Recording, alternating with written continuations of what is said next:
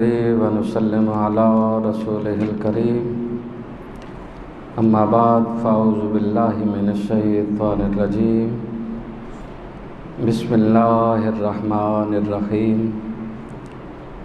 الرحمن علم القرآن خلق الإنسان علمه البيان قال النبي صلى الله تعالى عليه وسلم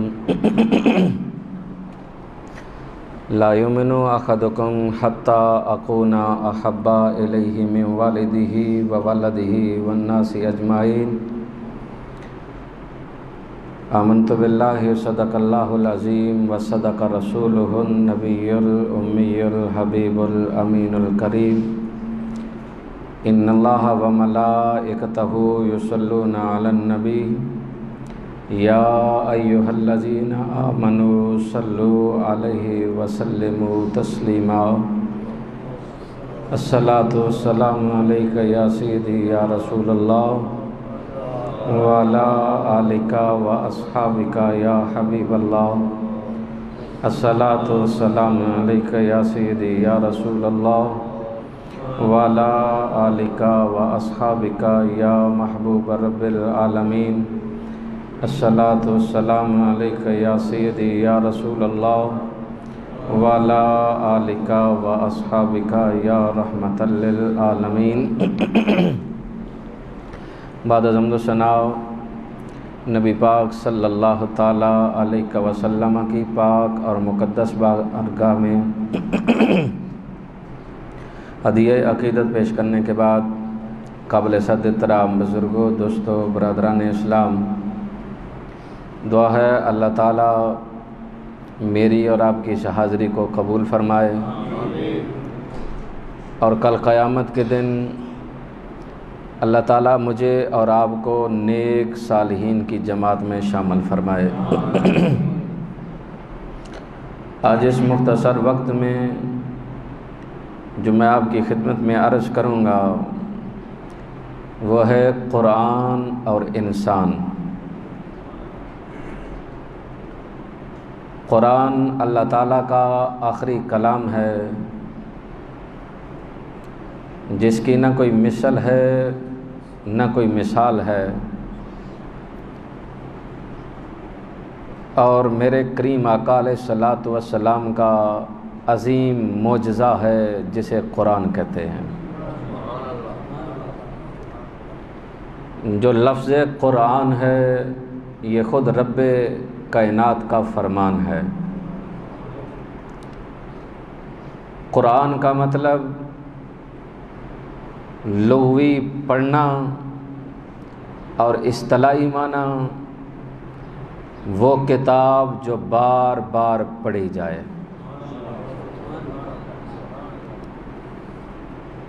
یہ کائنات کا دستور ہے کہ بندہ کوئی بھی کتاب پڑھے، 2-4 مرتبہ پڑھنے کے بعد دل اکتا جاتا ہے۔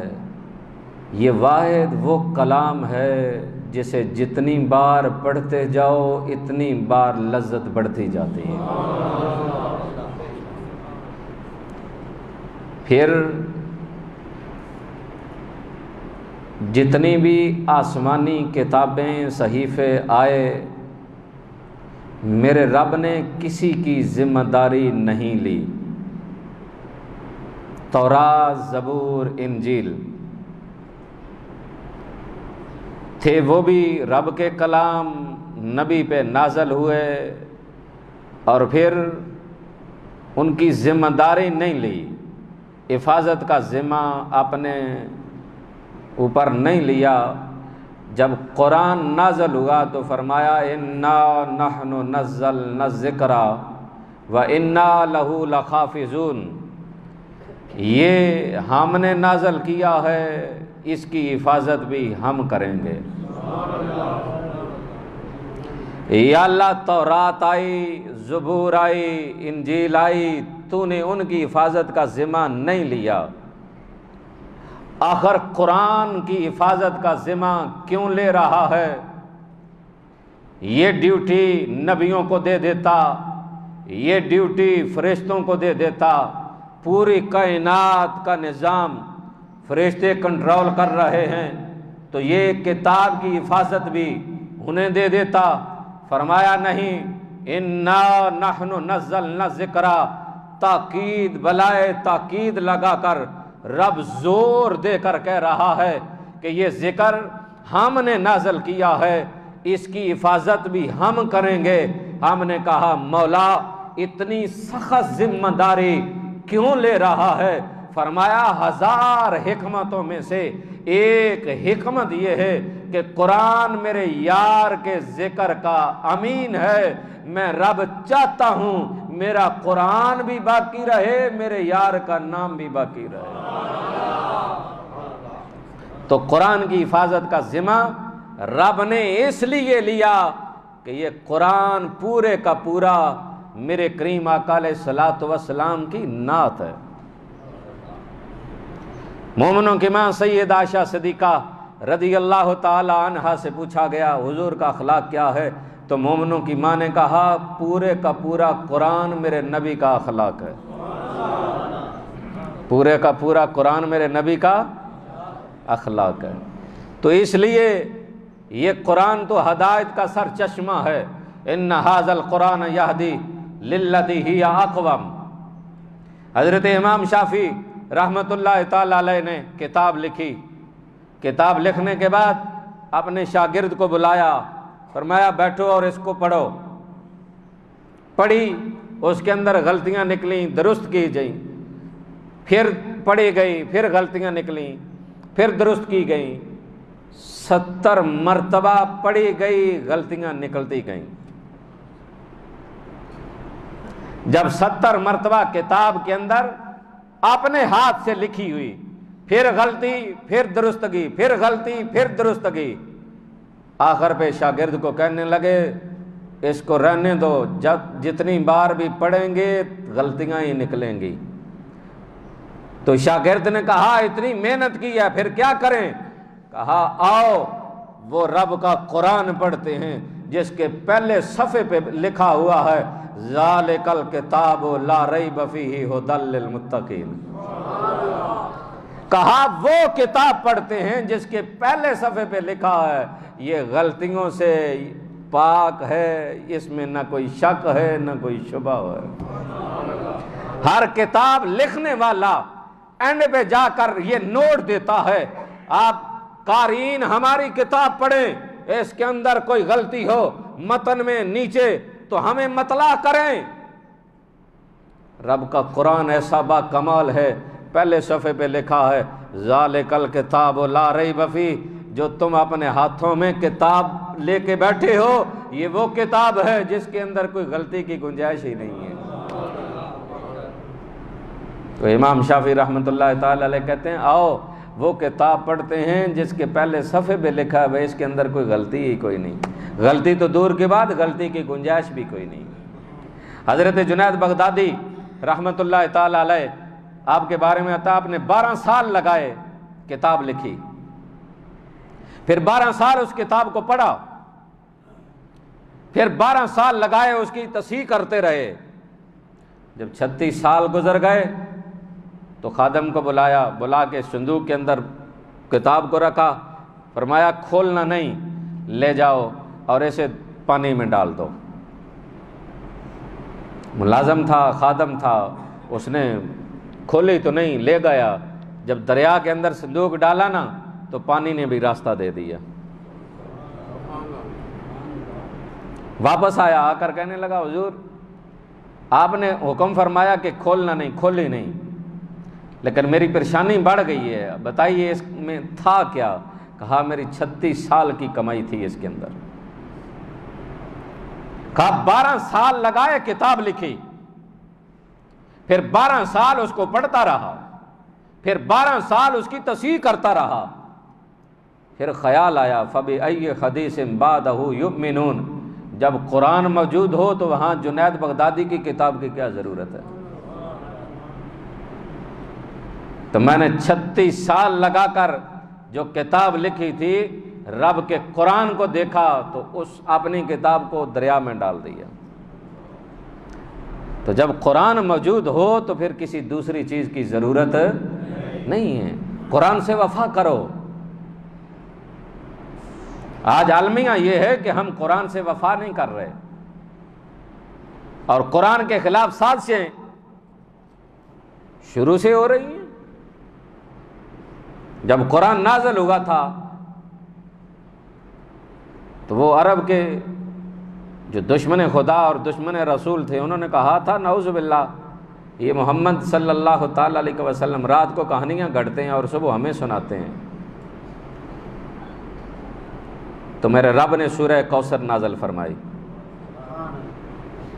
فرمایا لے جاؤ، اور کیونکہ دستور ان کا یہ تھا، عربی دان جو تھے، عربی جانتے تھے، اور وہ اپنے شعر لکھتے، کچھ کلام لکھتے، کعبے کی دہلیز پہ آ کر لٹکا دیتے، اور ساتھ لکھتے ہے کوئی مائی کا لال جو اس کے اندر غلطیاں نکالے۔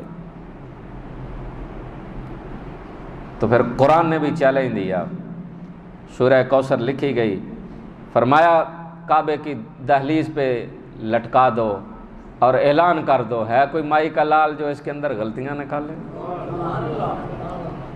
بعض علماء نے لکھا 40 دن تک لٹکی رہی، جو بھی آتا تھا وہ دیکھ کے کہتا تھا یہ کسی بشر کا کلام نہیں لگتا۔ ظاہری بات ہے کلام اللہ جو تھا، کہا یہ کسی عام کلام کا نہیں لگتا۔ تو یہ قرآن کا معجزہ ہے جو اس وقت سے لے کر آج تک موجود ہے اور قیامت تک رہے گا۔ عیسائیوں نے بہت بڑی سازش کی، حال ہی میں ہمارے سامنے قرآن کو جلایا گیا، لیکن ہمیں کچھ بھی نہ ہوا۔ بحیثیت مسلمان ہم نے کیا کیا؟ کچھ بھی نہیں کیا، اس لیے کہ ہمارا قرآن کے ساتھ جو رشتہ ہے وہ کمزور ہے۔ ہم نے تو قرآن پڑھا ہی تب ہے جب کوئی مر گیا ہے اس کے لیے سورہ یاسین پڑھ لی، جب کوئی مشکل آ گئی ہم نے قرآن پڑھ لی۔ ہم نے کب قرآن پڑھا ہے کہ ہمارا رب راضی ہو جائے؟ یہودیوں کا بہت بڑا رب تھا، اس نے 40,000 قرآن کے نسخے منگوائے، اور منگوا کر پانی کے اندر ڈالتا رہا، دفن کرواتا رہا۔ کیوں؟ کہ یہ قرآن اس امت کے اندر سے ختم ہو جائے۔ جب ہماری کتابیں محفوظ نہیں رہیں تو مسلمانوں کی کتاب کیوں محفوظ رہے؟ تو اب ہوا کیا؟ 40,000 قرآن پاک کے نسخے پانی کے اندر ڈالنے والا اب کرتا کیا ہے؟ جا رہا ہے راستے میں، 10-12 سال کا بچہ ہے، وہ کچھ گنگنا رہا ہے، اسے پوچھتا کیا تورات پڑھ رہے ہو انجیل پڑھ رہے ہو؟ کہا نہ تورات ہے نہ انجیل ہے، رب کا قرآن پڑھ رہا ہوں۔ کہا کیا؟ کہا رب کا قرآن پڑھ رہا ہوں۔ کہا کیسے؟ تمہارے ہاتھ میں کوئی کتاب تو نہیں؟ کہا میں نے قرآن سینے میں محفوظ کر رکھا۔ وہ گیا اپنے سارے پادریوں کو اکٹھا کرتا ہے اور اعلان کرتا ہے سنو، آج کے بعد قرآن کو جلانا، دفنانا اور پانی کے اندر ڈالنا چھوڑ دو۔ کہا کیوں؟ کہا اس لیے جس قوم کا بچہ 10-12 سال کا یہ قرآن اپنے سینے میں محفوظ کر لے، اس امت سے کبھی قرآن ختم نہیں ہو سکتا۔ تو حافظ قرآن جہاں مل جائے اس کا احترام کرو، اس لیے نہیں کہ پتہ نہیں اس کے ساتھ کیسا رشتہ ہے، نہیں، اس لیے کہ اس کے سینے میں رب کا قرآن موجود ہے۔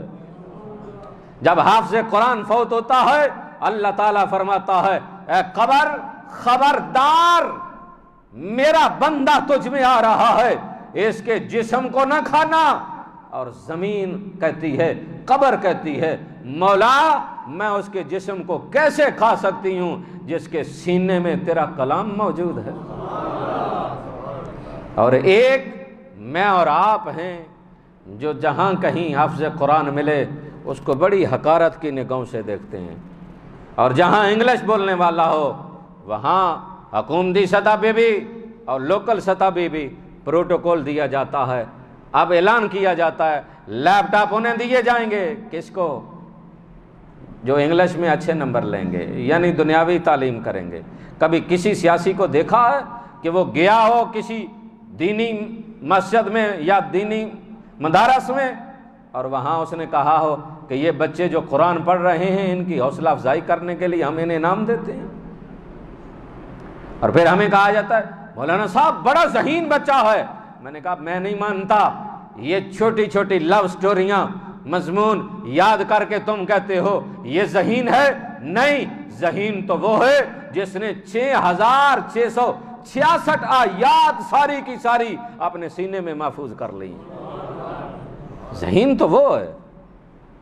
یہ 2-4 صفوں کی کہانی یاد کرتا ہے، تم کہتے ہو ذہین ہے، جس نے 30 پارے رب کے قرآن کے اپنے سینے میں محفوظ کر لیے، ذہین تو وہ ہے۔ اس لیے قرآن سے اور قرآن والوں سے محبت کریں، اس کا صلہ آپ کو دنیا پہ بھی ملے گا، آخرت میں بھی ملے گا۔ یہ میں اس لیے نہیں کہہ رہا کہ آپ مجھ سے کریں، نہیں، میں حافظ قرآن کی بات کر رہا ہوں، یہ بہت انعام ہے۔ بعض علماء نے لکھا اگر کسی موچی نے جوتی سلائی کر کے دی حافظ قرآن کو، کل قیامت کے دن حافظ قرآن جنت میں جانے لگے گا، وہ رو کر کہے گا جناب میں نے جوتی سلائی کر کے دی تھی، تو وہ رب کے آگے شفاعت کرے گا تو وہ اپنے ساتھ اسے جنت میں لے کر جائے گا۔ قرآن سے وفا کریں، محبت کریں۔ محبت کا یہ ہے قرآن پڑھیں، قرآن کی تلاوت کریں، قرآن کو سمجھنے کی کوشش کریں، قرآن پہ عمل کریں، خود پڑھیں، بچوں کو پڑھائیں۔ ہمیں پتہ چلتا ہے جی بچوں کو آتا ہے ٹیوٹر پڑھانے، بچوں کو قرآن بھی پڑھاتے ہو، آؤ ایک قاری آتا ہے پڑھانے، وہ مولوی صاحب رکھے ہوئے ہیں، صوفی صاحب آتے ہیں پڑھاتے ہیں۔ میں کہا صدقے جاؤں پھر تیری سوچ تو بھی، ٹیوٹر آتے ہیں پڑھاتے ہیں اور 15,000 لے جاتے ہیں، قرآن بھی پڑھاتے، ایک قاری عمدہ ہے۔ میں کہا ٹھیک ہے، کتنے دیتے ہو؟ 500 دیتے ہیں کہ قرآن پڑھانے کو پیسے لیتا ہے؟ جب ہم قرآن کے ساتھ یہ کریں گے تو کیا وہ قرآن برکتیں دے گا؟ بولیے، کیا وہ ہمارے لیے رحمت کے فراخی کے دروازے کھولے گا؟ نہیں۔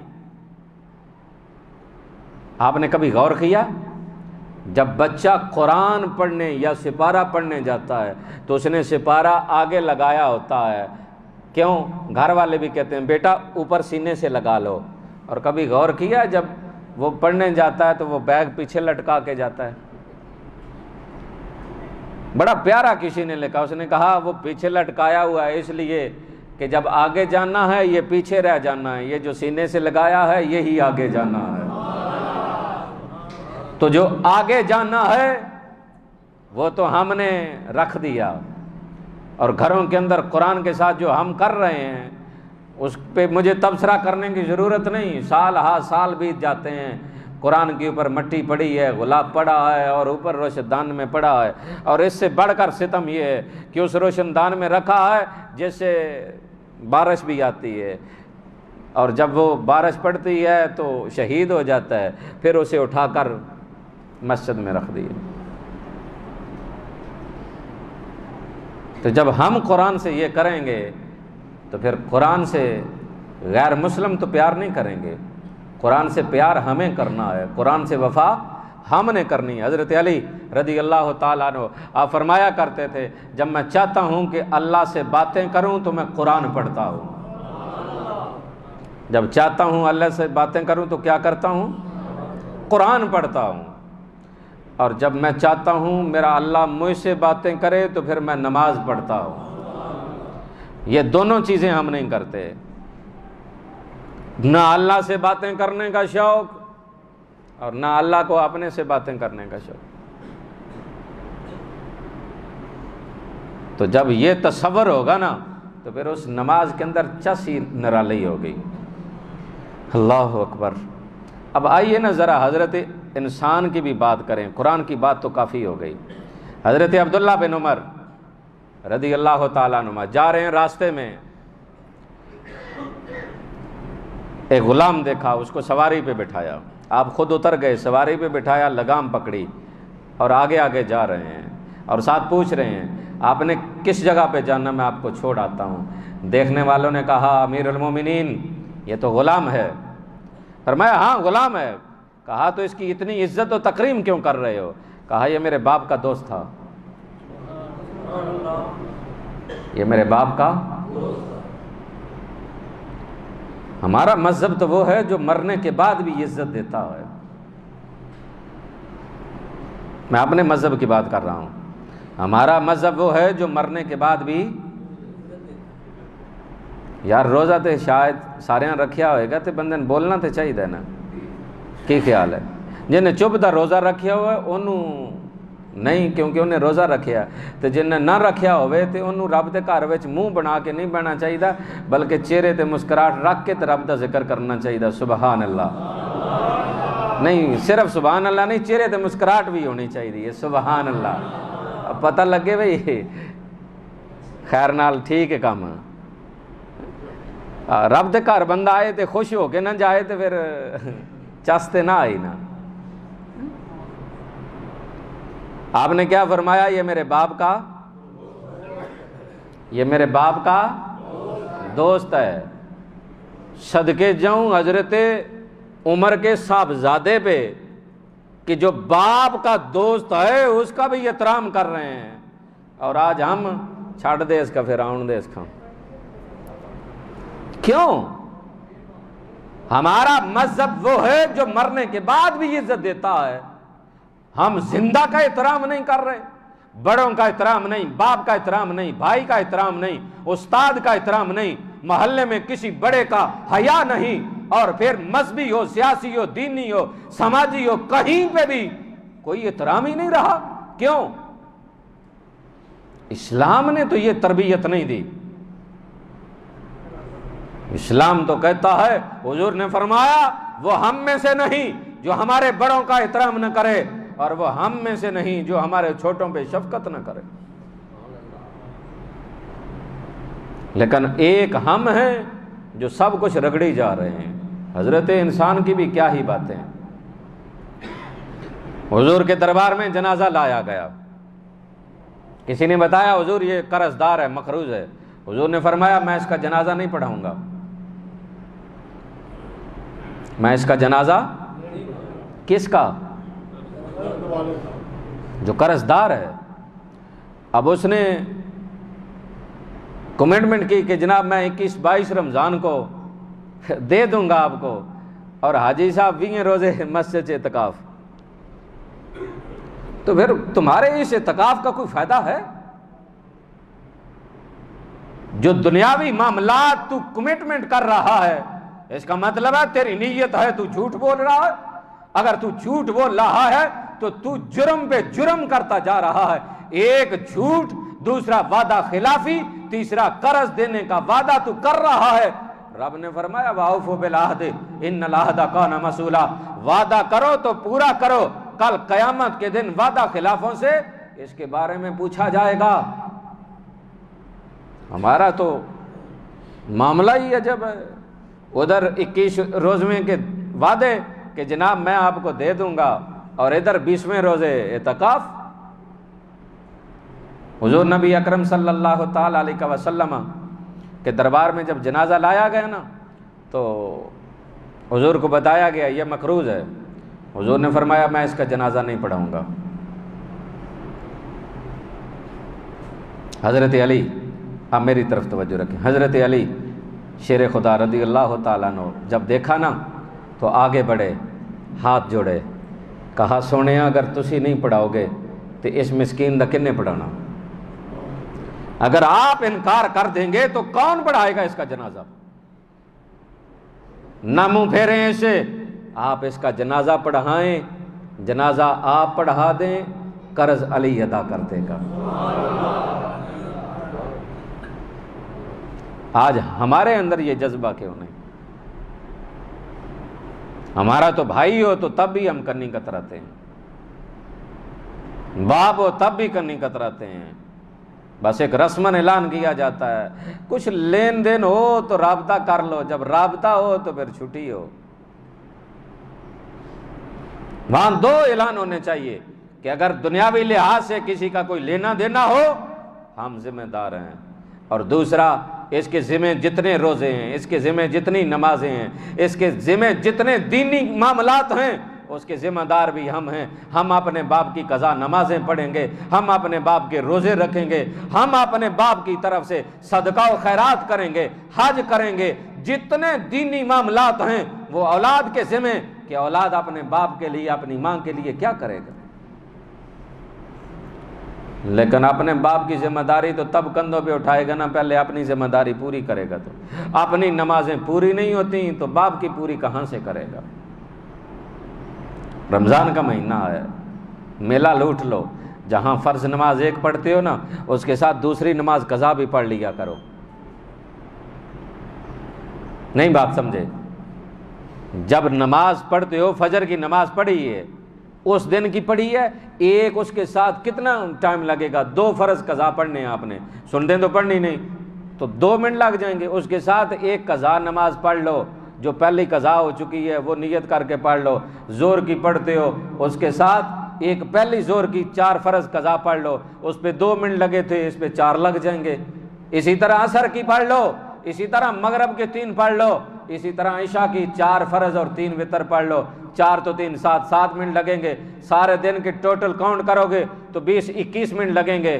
قضا نمازیں اگر اسی طرح پڑھتے رہو، موت آ گئی مالک معاف کر دے گا، یار اس نے پڑھنا شروع کی تھی پورا نہ اتر سکا، گواہ ہو جاؤ میں نے اس کی قضا نمازوں کو معاف کر دیا۔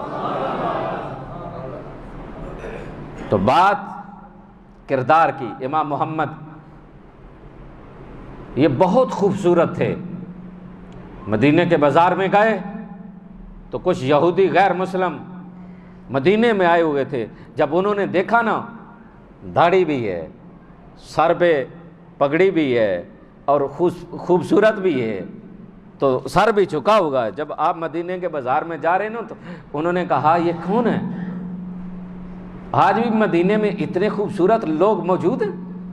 کیا مطلب تھا کہ نبی تو سونا ہوتا ہی ہوتا ہے نا، نبی کا خاندان بھی سونا، لیکن کیا نبی کا خاندان، نبی کے غلام گزر جانے کے بعد کیا آج بھی اتنے خوبصورت لوگ موجود ہیں؟ انہوں نے کہا یہ امام محمد ہیں۔ انہوں نے کہا کون سے؟ جن کا کلمہ پڑھتے ہو؟ کہا نہیں، یہ ان کا غلام ہے۔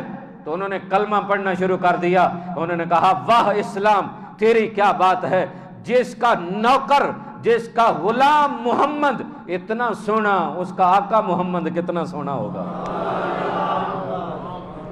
آج سکھ داڑھی رکھے اس کا مذہب، مسلمان داڑھی رکھے تو طالبان، افغانستان والے پگڑی پہنے تو ان کی ثقافت، ہم پگڑی پہنے تو بیکورڈ، عربی شیخ اگر سر پہ رومال رکھیں تو ثقافت۔ آج میرے اس پاکستان کے ننگے سر نماز پڑھنا فخر محسوس کرتے ہیں، کیوں؟ وہ ان کی ثقافت، اگر سندھی اجرک رکھیں ان کی ثقافت، اگر بلوچی ٹوپی رکھیں تو ان کی ثقافت، تو آپ کو کیا پریشانی ہے؟ ہمارا مذہب نہیں داڑھی رکھنا، ہمارا مذہب نہیں سر کو ڈھانپ کے رکھنا۔ میرے نبی کا طریقہ تو یہ تھا، آپ رات کو سوتے تھے تو سر کو ڈھانپ کر سوتے تھے۔ میں اور آپ واش روم جاتے ہیں، سر ڈھانپا ہو ننگا کر کے جاتے ہیں، میرے نبی تو واش روم جاتے تھے تب بھی سر ڈھانپ کے جاتے تھے۔ اس لیے اپنی منمانیوں کو نبی کی سنتوں کے ساتھ نہ جوڑیں اور نبی کی سنتوں کو لاوارث نہ کریں۔